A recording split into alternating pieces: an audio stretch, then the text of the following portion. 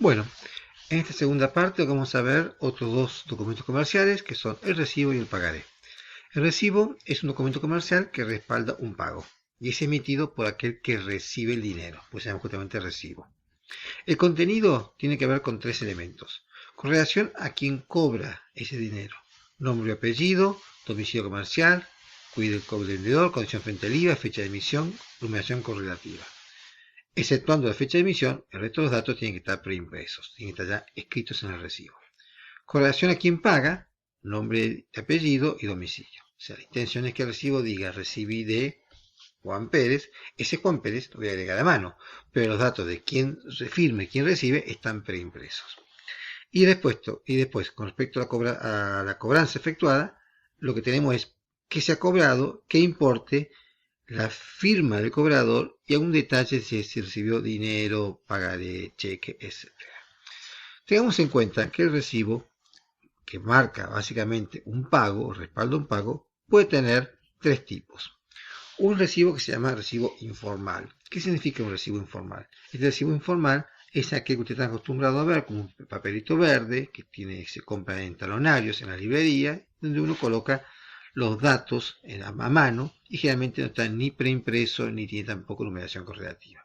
Es informal desde el punto de vista de que no tiene un aspecto formal y no tiene los datos de quién está cobrando. El recibo formal no impositivo es el recibo que acabamos de escribir, que tiene todos los datos preimpresos y que no tiene valor impositivo porque no registra una operación impositiva, sino lo que está haciendo es cobrando un dinero a través de una venta anterior. Las ventas que se hacen a través de factura, que vamos a ver más adelante, tiene valor impositivo. La cobranza a través de un recibo formal no impositivo no tiene ese valor y se caracteriza este recibo porque suele tener una letra X que lo identifica y dice recibo no válido como factura. Es decir, ese recibo solamente marca que se entregó dinero que se estaba debiendo de alguna manera. Por eso es un recibo formal, pero no es impositivo. El recibo formal impositivo es un recibo que tiene la misma característica, pero en lugar de una letra X, tiene una letra A, B o C. ¿Por qué decimos que es impositivo? Porque este recibo se utiliza no solamente para mostrar que se entregó dinero, sino también para respaldar una operación comercial.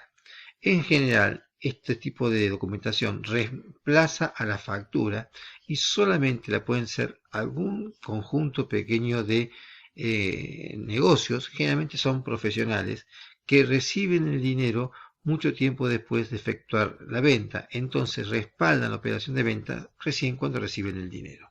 Por eso se llama recibo formal impositivo, porque respalda la operación comercial. Generalmente los recibos se utilizan después de haber hecho una factura.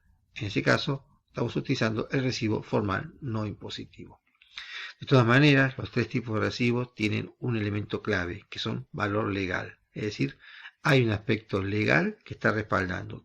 La firma en el recibo respalda que el dinero fue entregado. Todos los recibos son contables porque marcan un cambio de dinero. Es el dinero que antes tenía la persona, lo tiene otro. Entonces, contablemente tiene un valor.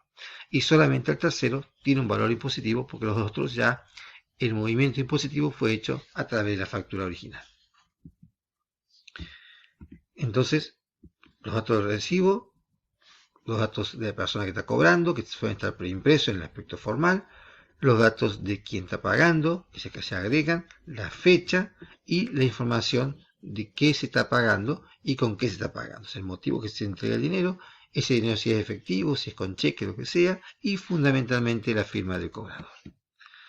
El otro tipo de documento comercial es el pagaré. El pagaré es una promesa de pago, simplemente eso.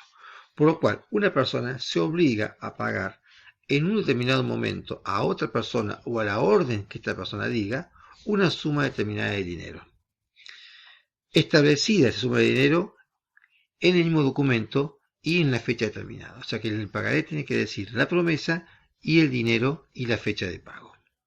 Este pagaré tiene como característica que son endosables. ¿Qué significa endosables?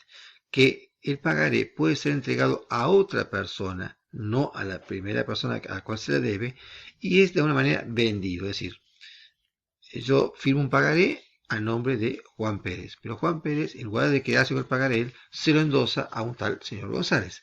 ese señor González es quien va a reclamar mi la deuda, porque el pagaré que yo prometí pagar fue vendido a esa persona. Ese es el concepto de endoso. El beneficiario del pagaré original transfiere la propiedad del mismo y en consecuencia el derecho de cobrarlo. ¿Quiénes son entonces las personas que intervienen en un pagaré? Primero, el librador o firmante. Es la persona que firma el pagaré, el que se obliga a pagar la suma. El beneficiario es quien recibe el pagaré, es decir, quien el nombre aparece, su nombre, en el pagaré. El endosante es la persona que endosa el pagaré, transfiriéndolo en consecuencia de propiedad y el derecho a otra persona. Y el endosatario es la persona que tiene el pagaré en mano y el que va a ir a reclamar esa deuda. Tengan en cuenta, y esto es muy importante, el pagaré es una orden de una promesa de pago. Por lo tanto, no hay ningún motivo por lo cual, si yo firmo un pagaré, no tenga la obligación de pagarlo. No importa que los motivos por los cuales yo lo firmé hayan desaparecido. Por ejemplo, me venden un producto, yo firmo el pagaré para comprometerme a pagarlo en el futuro y el producto nunca me lo entregan. Yo, de todas maneras, igual estoy obligado a pagar ese pagaré porque es una promesa de pago simple. No importa el motivo, no importa las razones por las cuales yo firmé ese pagaré. Como ese pagaré es endosable, posiblemente quien me recibió el pagaré y no me entregó el producto, no sea la persona que me vaya a reclamar. Y esa persona que me va a reclamar no le puedo decir, mira, no te voy a pagar porque no me entregaron el producto. El pagaré es una obligación de pago ineludible. ¿Cuáles son los datos que tienen que estar en el pagaré? Los datos del beneficiario, o sea, a quién se emite el pagaré. La firma de la persona que se compromete a pagar. La denominación pagaré, la fecha y el lugar en que se emite y el vencimiento de pago, o sea, cuándo tengo que pagarlo. La promesa de pagar, o sea, por eso dice pagaré tal suma, a la orden, esa cláusula a la orden en la que establece que no se le puede negar el pago. El importe a pagar, que se coloca en números y en letras, el domicilio y puedo incorporar la causa por la cual se extiende el pagaré. Teniendo en cuenta que esta causa no me va a servir para evitar el pago, simplemente que es para dejar claro los motivos. Pero de ninguna manera esa causa impide que yo tenga que cumplir con el pago. Entonces, con respecto al pagaré, acá en el punto B está una palabra importante que es el sellado de ley. El pagaré lleva un sellado de ley, es decir, ese pagaré tiene que estar registrado en rentas de la provincia para que tenga valor. ¿Quiere decir que no es legal si no tiene ese sellado? El pagaré siempre es legal y siempre puede ser reclamado, pero para que pueda ser reclamado judicialmente tiene que tener el sellado de ley. Pero como el sellado de ley se puede hacer en cualquier momento, no quiere decir con eso que si yo lo entregué y no está el sellado de ley, no me lo van a reclamar después. Porque el momento que yo me quiera reclamar, va a rentas, hace el sellado de ley correspondiente y ya puede reclamarme judicialmente el dinero. Generalmente los pagarés se firman sin colocar fecha de vencimiento, lo cual es un error, porque la deuda tiene que tener la fecha de vencimiento. Esto es muy importante recordar, si uno firma un pagaré, que la fecha de vencimiento esté claramente establecida, ya que el pagaré, como toda deuda comercial, vence a los 5 años de la fecha de vencimiento del mismo. O sea que si en 5 años no se judicializó el pagaré, no se reclama, no se puede reclamar. Es fundamental que la fecha de pago o la fecha de vencimiento esté incluido, así como también esté incluido el importe en números y en letras y coincida para que sea válido el pagaré.